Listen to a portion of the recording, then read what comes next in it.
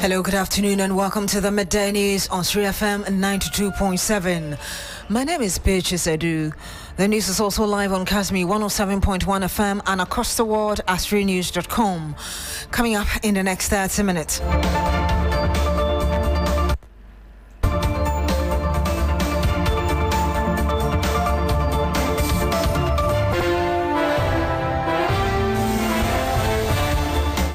2 weeks after government declared forest reserves and riverbank security zones, Ministers for Lands and Natural Resources Kofi Amaboa says government will soon commence deployment of troops to designated areas.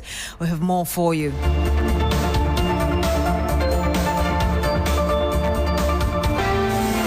Also coming up, New Patriotic Party holds balloting for flag bearership position ahead of presidential primary scheduled for January 31, 2026.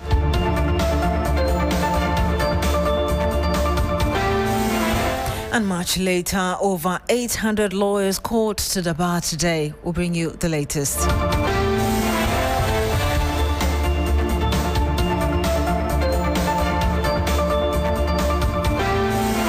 Thank you very much for joining us this afternoon. Now, 2 weeks after the government declared forest reserves and riverbanks security zones, permanent employment is yet to begin.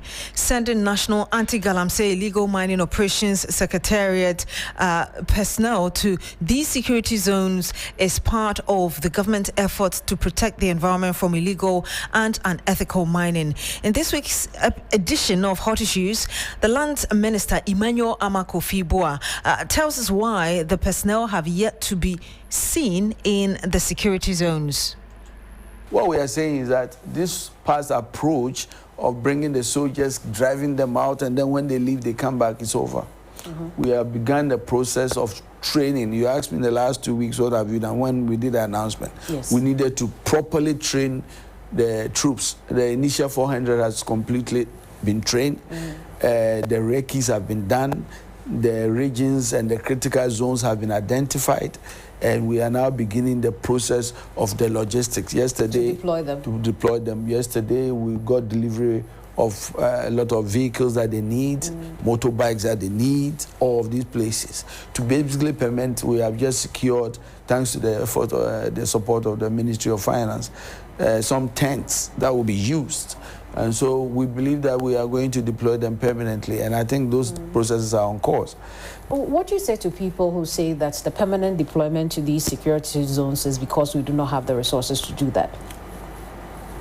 We do not have the resources. We don't have the money to be able to deploy permanently. To these now classified security. We shouldn't be spending the money to do that.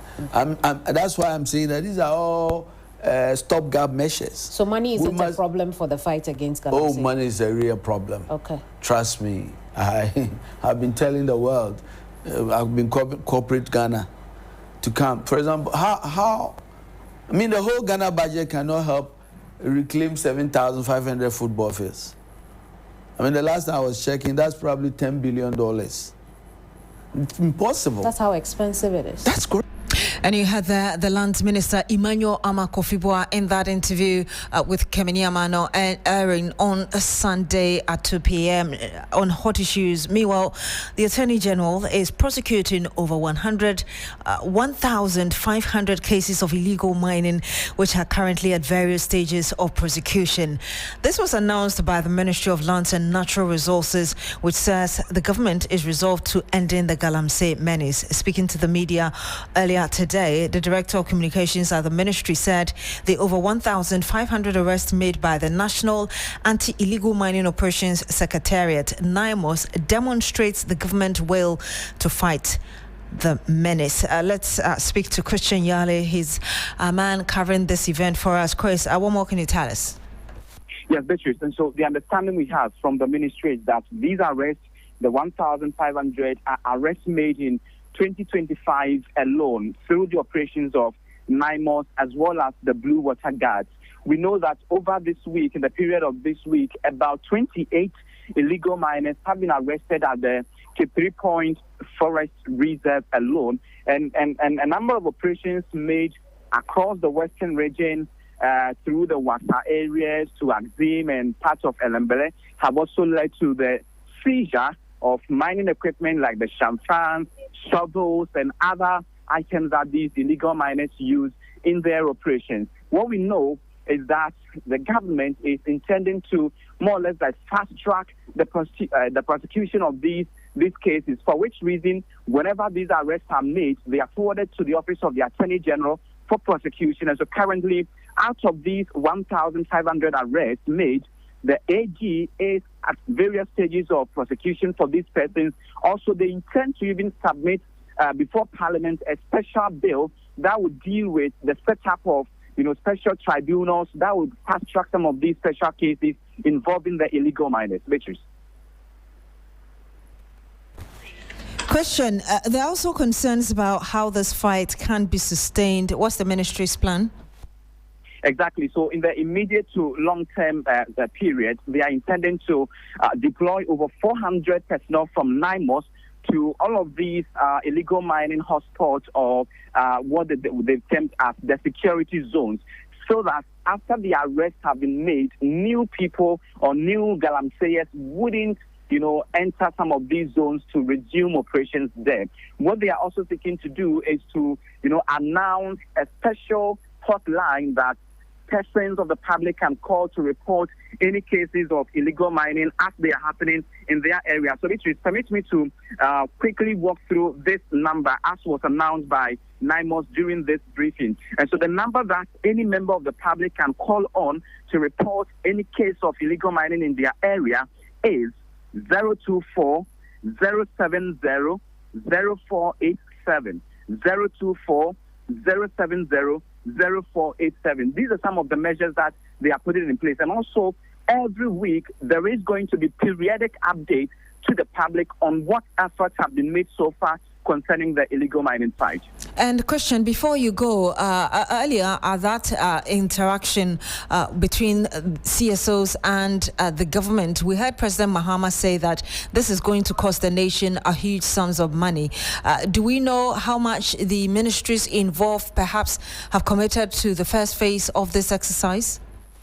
In fact, that question was even asked by one of the reporters, and the response we got was that it is still in the process. They've not finalized how much budgetary allocations are going to be made towards some of these. But a lot of the issues that were raised by the president during that encounter with the CSOs are still in the pipeline, are going to be finalized over the period, concerning some of the measures like even whether the country would deport foreign nationals like the Chinese who are involved in the illegal mining, or there will be prosecution in country before they are deported. All of those are some of the things that the ministry says they are still in the process of, finalizing them or fine-tuning them, so that once some of these bills get to Parliament, they will get the approval thereof.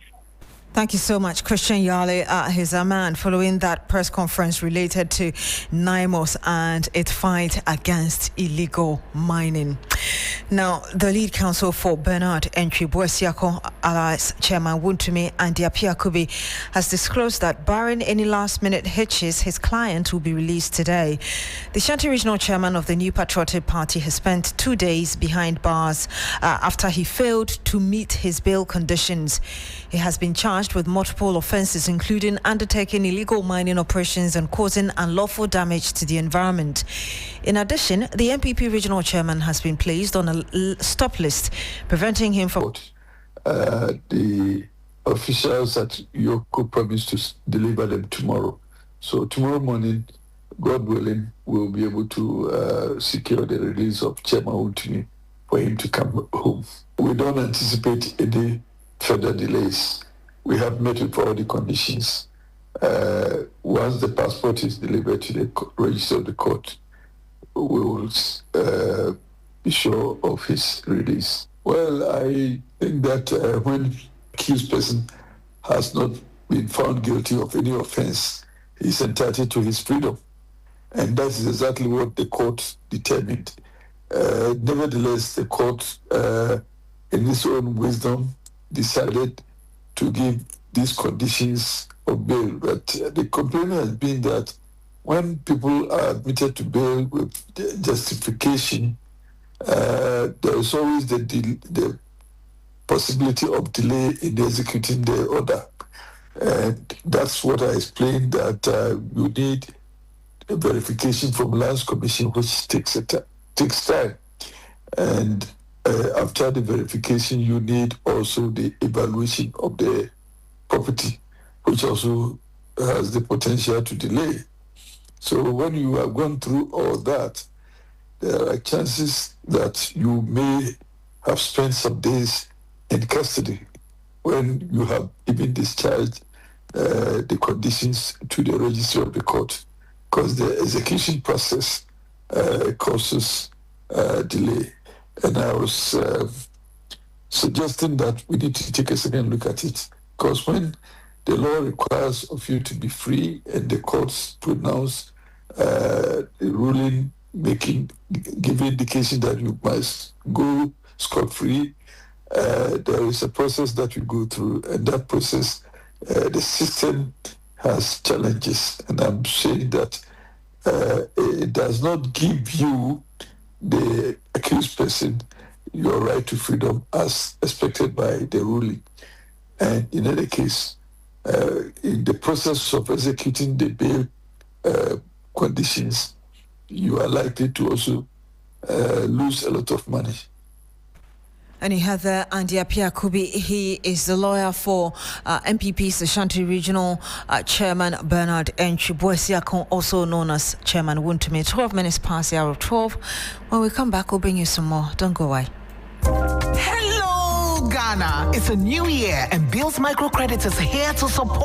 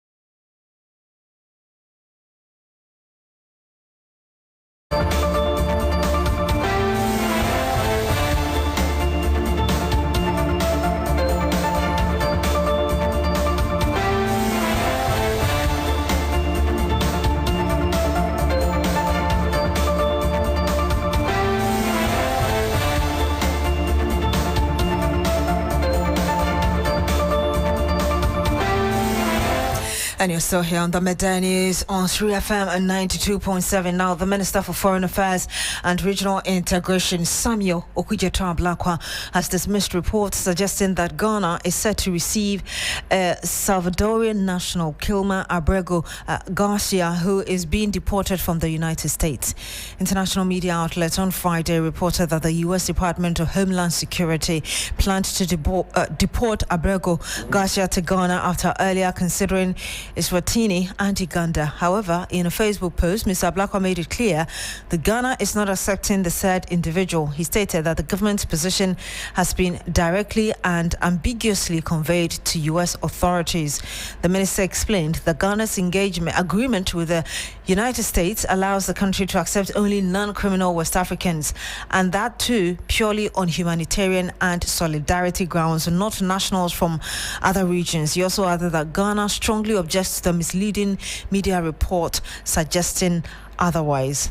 Now, over 800 lawyers have been called to the bar today. The acting Chief Justice Paul Bafaboni presided over the grand ceremony to admit the new lawyers. As you may well know, two of our colleagues here at Media Journal, Sisters Donwulo and Joseph Akable, are part of the new lawyers. Let's try and connect to our court affairs correspondent, Lord Edwasari, who is monitoring proceedings for us, how things are going. But ahead of getting Lord, let's bring you this. Onion farmers in the Volta region are urging the government to control or stop completely the importation of onions from neighboring countries. The score was made when Deputy Minister for Agriculture John Domelo met the farmers in the Anglo and Ketu South areas following report of onion glut resulting in huge losses for the farmers. Correspondent Faisal Abdul Idrisu will be joining us very shortly, but earlier he spoke to some farmers. Listen. What I want to tell the government is that now we, the irrigation farmers, they should put us in a special tariff in terms of electricity. That's the first thing. And then the second thing, they should subsidize the fertilizer so that we can be able to afford it. Now the fertilizer is costing 450 cedis. So if they can bring the subsidy, that we can afford something like between 200 cedis or 250 cedis, I think we can be able to afford it. During our harvest period, we Ghanaian farmers, we start from August to September, sometimes even in July. So when the foreign onions come like that, they come and choke the market. Sometimes they bring the export ones to come and dump in our markets, making it for our products not to be demanded by the customers. So when that happens, it makes sales become very slow on our markets, and we don't get market for our produce because the foreign ones are coming in excess to the extent that Ghana is just served as a dumping site for onion from other countries. I want the government to support we farmers more so that we can stop the importation of onion in this country. Onion from Nigeria, Morocco. I know only the agriculture that can survive us. And you had there some onion farmers in the Volta region. Let's speak to our correspondent Faisal Abdul Idrisu. He joins us live on the phone. Faisal, so we just heard those farmers there, but what can you tell us about what the Deputy Minister for Agriculture, John Domelo, said to you earlier? Yes, so the Deputy Minister was in the Anglo and Ketu South areas yesterday, engaging the farmers following the earlier reports that were pushed out regarding the onion glut and how farmers losing their investments. Yesterday, during that engagement, he pointed out to them that indeed government is aware of the happenings and understand their plight. He also assured them of the fact that government for the next farming season will support them with subsidized farm input that will enable them to produce at a cheaper cost. You know, one of the reasons why a lot of people are importing the onions from the South region is the fact that it is cheaper when it is brought from Niger and Ghana and Nigeria down to our market here. And so the best way to take away this competition in the market is to ensure that our local producers produce at a cheaper cost. Exactly what the Deputy Minister for Agriculture told them yesterday. We have to look at the cost of production, and so these are the concerns the farmers have raised, and these are the concerns that we'll definitely address, or we are addressing. We know that the cost of farm inputs is high, and so we are encouraging more local producers of some of these farm inputs so that we can reduce the cost. That at the end of the day, the end product will be much cheaper than most of the imported goods. And so these issues are genuine concerns, and definitely we know that we are looking at it. The government is definitely going to supply farmers with fertilizer, of course subsidized fertilizer very soon, and that's what we are working on. And so farmers should be rest assured that these fertilizers are going to come, and they're going to come at a very good price, and we are assuring farmers that, you know, next year they should produce more, because also we've given the mandate to the National Buffer Stock to buy the excesses on the market, and so this is a very good time to be a farmer. And he had the Deputy Minister for Agriculture, John Domelo.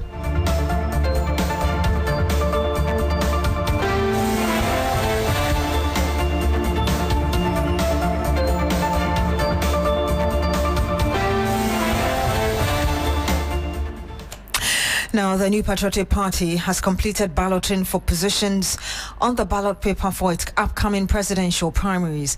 At the end of the process, Asin Central MP Kennedy Japan picked the first position, followed by Brian Champon in second position.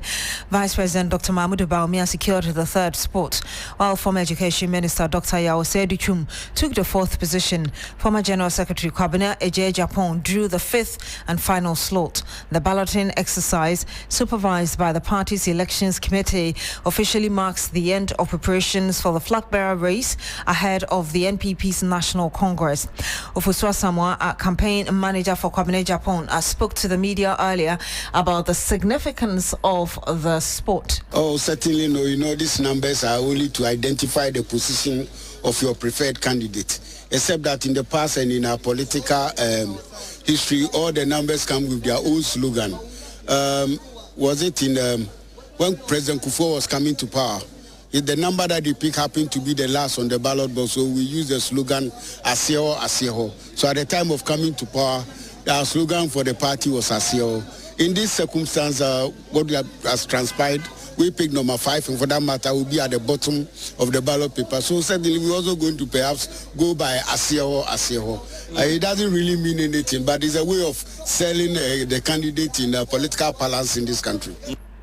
And you have the Ofusua Samoa, campaign manager for Kwabena Japan, who is an NPP flag bearer hopeful. Let me run through it again for you. That at the end of the balloting exercise, Kennedy Japan is picked number 1, Brane Champon number 2, Baumia is number 3, Kwabena Dr. Duchum number 4, and then Kwabena Japan number 5. And so that's it for you now. The International Monetary Fund is expected to announce a staff-level agreement with Ghana today after completing its 5th review under the country's $3 billion extended credit facility program.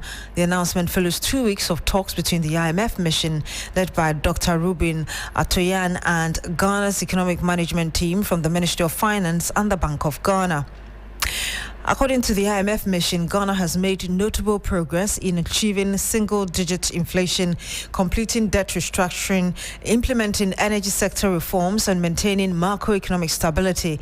The Bank of Ghana's liquidity management measures have also helped moderate inflation and strengthen foreign reserves. Once approved by the IMF Executive Board, Ghana will receive a disbursement of just over $360 million to support its balance of payment and boost investor confidence. This 5th review is the penultimate one under Ghana's IMF program, with the final review expected in April 2026.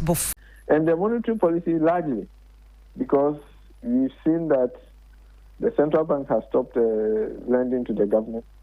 And in recent times, we've seen a slew of the regulations by the central bank to improve the banking sector stability. I think the only thing that I suspect that there would have been a point of contention has been the substantial reduction in the monetary policy rate. If you read what the central bank, the IMF had been writing previously, they clearly expected that the central bank will keep monetary policy tight until inflation was strongly anchored. But it appears that the central bank has gone a little bit ahead of what the IMF would have expected. But otherwise, I think largely, the policies and measures that we've seen from both the monetary and fiscal side seem well aligned with what the IMF or what you have signed up with the IMF. Having made that point, what key conditions would you, or perhaps might the IMF attach to this next disbursement? Are you able to tell us? So I think at this point, earlier on, we needed to make progress on the debt restructuring. So if there's anything at all, based on how the IMF has structured the previous arrangement, if anything at all, I suspect it will be progress on or completion of the debt restructuring. Because we've seen that in recent times, even though the bilateral agreement was done in principle, we still have to go to the individual countries to do the ratification. And then I don't think we have as yet finalized the commercial, the non-Eurobond commercial element. So I suspect that if there will be any condition, that's what it's likely to be. And given the progress so far, what challenges do you foresee remaining for Ghana to fully exit this program successfully? Well, I think that that will be the true test when we exit. On paper, if you look at the reforms that has been done to strengthen fiscal governance and monetary governance, on paper you say that those are sound. But so we're talking about the revised Fiscal Responsibility Act, and then the new Fiscal Responsibility Council that will be established. And then the only concern is that we've been here before. I think passing those laws are usually not difficult for us. But, Ghana, we are very skilled at passing the right laws and always finding loopholes and then finding ways around it. So I think that's the concern. The other concern would be, as yet, we haven't seen a substantial reform to our revenue envelope. Even though the government has promised us that they are revising the VAT, they are making reforms to the VAT bill, we haven't really yet seen any substantial measures to improve our revenue collection base. I think that's the main astounding thing. We hope that by the time the budget is read, the next year's budget is read, we will begin to see reforms in that area. Then we will be convinced that indeed we are well positioned to exit the program. Let me ask you this last question briefly. The Bank of Ghana plans to inject some $1.5 billion into the system ahead of Christmas. I'm wondering what you make of it and the kind of impact that might have. Well, there are two sides. I think one thing is that it is clear that the central bank is keen to prevent wide swings in the currency. So it doesn't want any wide depreciation and wide appreciation. You would have noticed that in the last couple of months, we've seen a little bit of pressure building up on the cedi. So perhaps in order to ensure that the currency is kept within the 12.5 range that it's sitting, because Christmas period usually comes with additional pressures, that's what they are doing. The other thing is that we have to understand that they are in a position to do that without really affecting having any negative impact on our external reserve position, because gold prices continue to rise high and we are accumulating more gold reserves. So I think the BOG probably sees that it's a good thing to use some of those reserves to keep the cedi stable. I would actually agree with that. As long as, we are sticking with this 1.5 and not doing anything extra. As long as this is not meant to cause the cedi to appreciate sharply, I think it's largely something that I will agree with. Thank you so much, Prof, for speaking to us. You're welcome. You had Professor Patrick Esuming. He is a senior lecturer at the University of Ghana Business School. We're out of time. Thank you very much for joining us on the Midday News on Shri FM 92.7. My name is Beatrice Adu. Log on to shrinews.com for more news. Coming up shortly is Business Daily with Bismarck Awusa.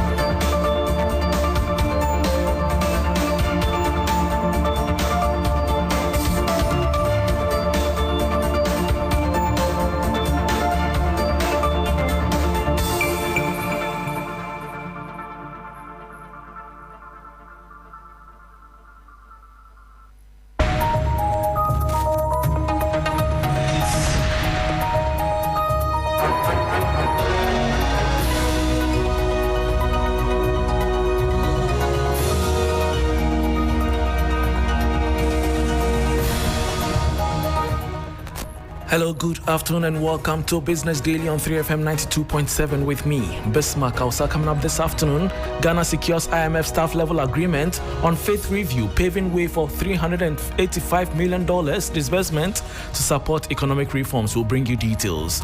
Also ahead, cedi ranked Africa's best performing currency in first 8 months of 2025 as World Bank credits strong policies and export growth for 20% gain. Plus, West African Civil Society Forum calls for reforms in investment treaties to promote development and climate justice. We'll hear from Country Director of Action Aid, John Nkau. Participants call for urgent action to correct these imbalances and promote climate justice. Terminate obsolete bilateral investment treaties. We will bring you details of our headlines and other stories shortly. Please stay.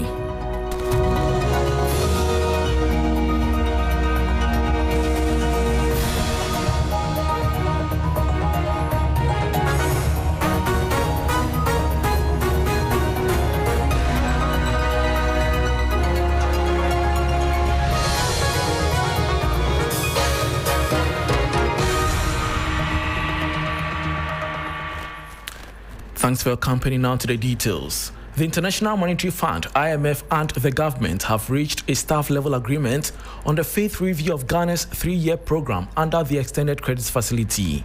The deal clears the way for Ghana to access about $267.5 million special drawing rights, equivalent to $385 million, once it receives management and executive board approval. This will bring the total amount disbursed to Ghana since May 2023 to about $2.8 billion. The IMF mission, led by Ruben Atuyan, held discussions in Accra from September 28 to October 10, 2025 to assess progress on reforms and policy priorities under the $3.2 billion facility approved in May 2023. We'll follow up on this story and bring you details in our subsequent bulletins. Moving on, government is set to return to the domestic market today in a bid to raise 5.26 billion cedis through a treasury bill auction. The funds are crucial for refinancing maturing obligations and addressing near-term funding pressures. There is more in the following 3 Business Tuesdays report. The auction will cover all 3 short-term tenures, the 91-day, the 182-day and the 364-day bills. This financing attempt comes at a critical time as government has faced consecutive shortfalls in its recent auctions. In its last treasury bill sale, government raised 2.57 billion cedis, falling 1.13 billion cedis short of a target of 3.71 billion cedis. This marks the second straight undersubscription, signaling a moderation in investor demand for short-term government paper. The central question surrounding the upcoming auction is whether this undersubscription trend will be reversed. Currently, the yield on the 91-day bill stands at 10.47%, which is notably above the current inflation rate of 9.4%. This positive real return, the return after accounting for inflation, is typically an attractive factor for investors. However, the recent decline in demand suggests that other factors such as liquidity constraints or alternative investment opportunities may be influencing investor decisions. Market watchers will be keenly observing whether the attractive real yield is sufficient to stimulate renewed investor interest and ensure government meets its significant 5.26 billion cedis targets. And that was a 3 Business Newsdesk report on government seeking to raise 5.26 billion cedis through a treasury bill auction today. Moving on, the Ghana cedi was the best performing currency in Africa in the first 8 months of 2025, the World Bank revealed in its October 2025 Africa Pulse report. With a year-to-date gain of 20%, the World Bank pointed out that the local currency was buoyed by tight fiscal and monetary policy, rising export revenue, and improved market sentiment. During the same period in 2024, the cedi had lost about 19% to the American greenback. The second highest currency in Africa this year is the Zimbabwean or Zambian kwacha with a year-to-date appreciation of 16%. The World Bank said addressing barriers to structural transformation and prudent fiscal management will help sustain the gains in both currencies.